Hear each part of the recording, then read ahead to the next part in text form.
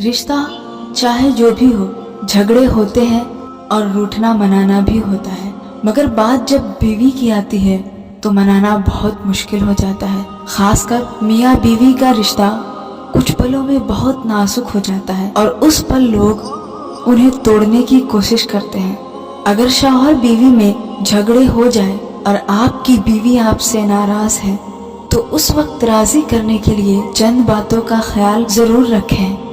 इंशाअल्लाह वो जल्द राजी हो जाएगी। सबसे पहली बात, उस वक्त एक दूसरे से रूठने के बजाय खुलकर आमने सामने बात कर लें। दूसरी बात, गुस्से में बात ना करें वरना मामला सुलझने की बजाय और उलझ जाएगा। बेहतर होगा कि मोहब्बत से, नरमी से बात करें। तीसरी बात, माफ़ी मांग कर बड़े से बड़ा झगड़ा सुलझाया जा सकता है। बेहतर हो कि आप अपनी बीवी से मैसेजेस या किसी भी जरिए से खुद माफ़ी मांग लें। चौथी बात, माफ़ी मांगते वक्त ये भी एहसास दिलाएं कि आपको अपनी गलती का एहसास हो चुका है।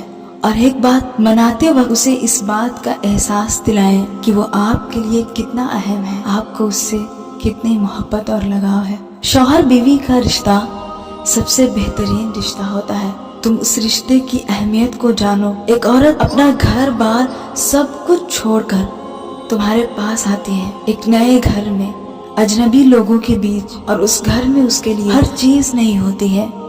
नए लोग, नया माहौल, नई चीजें, और उसका कोई अपना होता है। उसका कोई अगर सपोर्ट करने वाला होता है तो सिर्फ उसका शौहर होता है।